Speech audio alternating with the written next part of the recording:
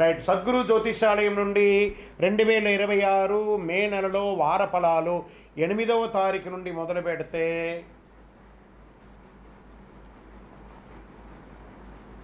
14 మే వరకు శుభాశుభ ఫలితాలు ఎలా ఉన్నాయి అని అంటే, వేసవి ఎక్కువగా ఉంది. అగ్ని నక్షత్రం కూడా 4వ తారీఖు నుంచి స్టార్ట్ అయింది. ఎండ తాపడం చాలా తీవ్రంగా ఎలా ఉంది, ఎందుకంటే సూర్యుడి ఇంటికి కుజుడు వచ్చి స్థిరపడుతున్నాడు. మే 10వ తేదీ నుంచి కుజుడు మేషరాశిలో వచ్చి స్థిరపడతాడు. అలా స్థిరపడిన తర్వాత ఎండ చాలా తీవ్రంగా అవుతుంది.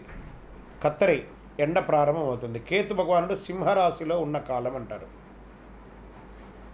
ఈ గ్రహ సంయోగం 12 స్థానంలో ఉంది. ఈ సమయంలో చంద్రుడు అనురాధ నక్షత్రంలో తన ప్రయాణాన్ని ప్రారంభించి ధనిష్ట నక్షత్రంలో ముగిస్తాడు. ఈ నెలంతా కూడా చంద్రుడు భాగ్యస్థానానికి వెళ్తున్నాడు. జ్యోతిశాస్త్రరీత్యా ద్వాదశ రాశుల్లో మొట్టమొదటి అయినటువంటి మేషరాశి మిత్రులారా, మీకు మే 8, 2026 నుండి మొదలు పెడితే మే 14, 2026 వరకు శుభాశుభ ఫలితాలు ఎలా ఉన్నాయంటే, మేషరాశి వారు గమనించండి. ఈ వారం జీవితంలో టర్నింగ్ పాయింట్లా చేసే సూచనలు చాలా కనబడుతున్నాయి. గురువు మీకు శుభదృష్టిని ఇస్తున్నాడు. శని ప్రభావం కొంత పరీక్ష ఇస్తుంది. కుజుడు మీ శక్తిని పెంచుతున్నాడు. ఆపర్చునిటీస్ ప్లస్ ప్రెషర్ 2 వచ్చే వారం. జాగ్రత్త.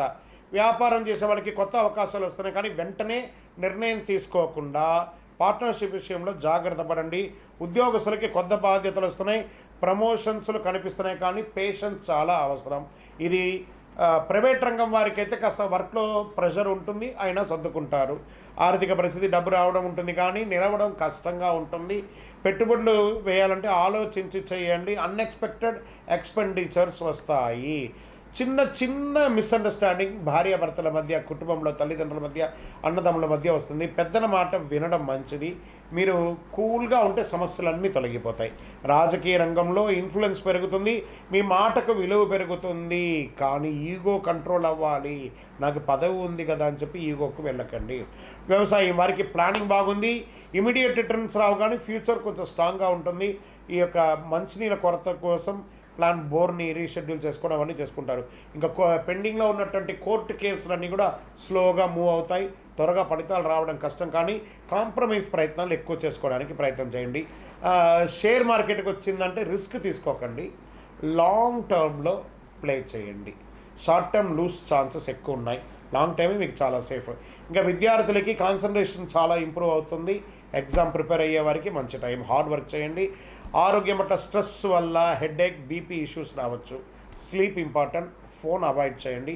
ఫుడ్ హ్యాబిట్స్ జాగ్రత్త. ఇంకా లక్కీకి వచ్చేసినప్పటికీ మధ్యస్థంగా ఉంటుంది. ఎఫర్ట్ మీదే రిజల్ట్ డిపెండ్గా ఉంటుంది. పరిహారాలు: మంగళవారం గణపతి పూజ చేయండి. హనుమాన్ చాలీసా చేయండి. ఎరుపు పువ్వులు, ఎరుపు వస్త్రాలు ధరించండి. ఎరుపు పుష్పాన్ని దేవుడికి ఇవ్వండి. గుడికి వెళ్ళి మీ వయస్సు ఎంత ఉందో అన్ని దీపాలు పెట్టండి. అద్భుతంగా ఉంటారు.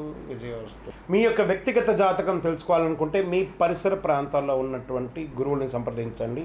లేదా గురుగారు మీ ద్వారానే మేము జాతకం తెలుసుకోవాలనుకుంటున్నామనంటే మీ పేరు, date of birth, time of birth, place of birth మా యొక్క డిస్ప్లేలో కనబడుతున్నటువంటి నెంబర్కి వాట్సాప్ చేయండి, కాల్ చేయండి.